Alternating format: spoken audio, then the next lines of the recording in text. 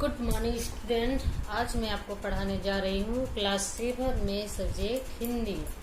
आप निकालिए page number 31। इसमें हम घ नंबर तक बना चुके थे। आज 2 का क क्वेश्चन आंसर करेंगे।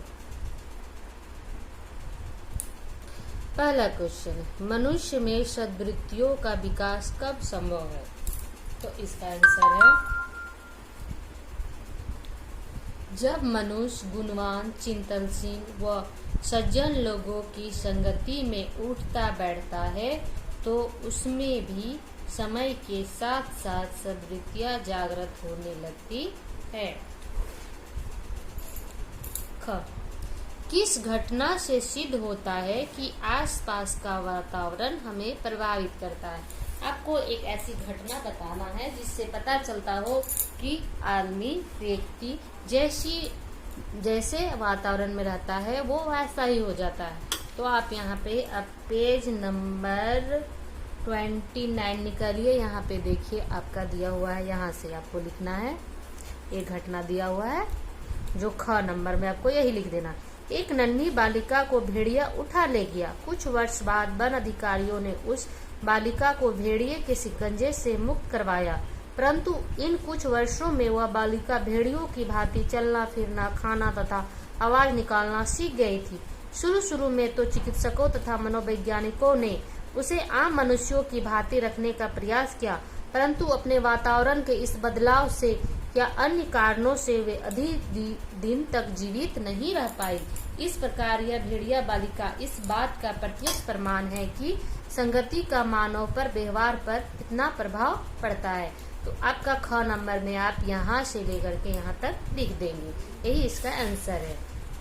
चलिए ग नंबर में आते हैं। सत्संगति सुगंध से भरपूर उपवन है, इस कथन की सत्यता सिद्ध करें।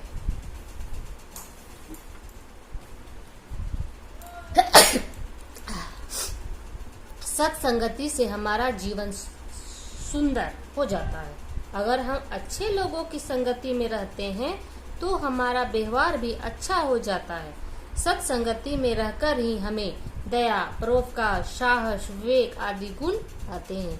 इन गुणों से हमारा जीवन खुशबू से महक जाता है। संगति के प्रति सतर्क रहना क्यों आवश्यक है? संगति के प्रति सतर्क रहना चाहिए क्योंकि अगर एक बार व्यक्ति गलत संगति में पड़ जाता है तो वो जीवन भर उसमें पड़कर अपना पूरा जीवन बर्बाद कर देता है। इसलिए हमें बहुत सोच समझकर मित्रता करनी चाहिए क्योंकि हमारी संगति जैसी होगी हम वैसे ही होंगे। अगर हम अच्छे लोगों की संगति में रहेंगे तो हम भी अच्छे बनेंगे और बुरे लोगों की संगति में रहेंगे तो हम भी बुरे बनेंगे। इसलिए हमारे जीवन में संगति का बहुत प्रभाव पड़ता है। अंग, काजल की कोठरी में किसी को भी कालिख लग सकती है। इस पंक्ति का आशय स्पष्ट करें। काजल की कोठरी में किसी को भी कालिख लग सकती है। इस पंक्ति का अर्थ यह है कि जिस तरह से अगर कोई व्यक्ति काजल की कोठरी में जाए तो उसे कालिख लग ही जाती है, उसी तरह से अगर कोई गलत संगत में रहता है तो उसका भी व्यवहार गलत ही हो जाता है। जैसे कि अगर कोई चोर के साथ रहता है तो वो चोरी करना ही सीखता है। अगर कोई अच्छे साधु संत की संगति में रहता है तो वो साधु संत ही बनता है। इसीलिए कहा गया है कि काजल की कोठरी में अगर कोई जाएगा तो वो भी काला ही हो जाएगा। उसी तरह अगर कोई व्यक्ति गलत लोगों की संगति में पड़ेगा तो वो भी गलत कार्य ही करेगा। इसके बाद आप देखिए ये जो 3 नंबर है, जब स्कूल शुरू होगी तो स्कूल में इसको हम आपको करवाएंगे।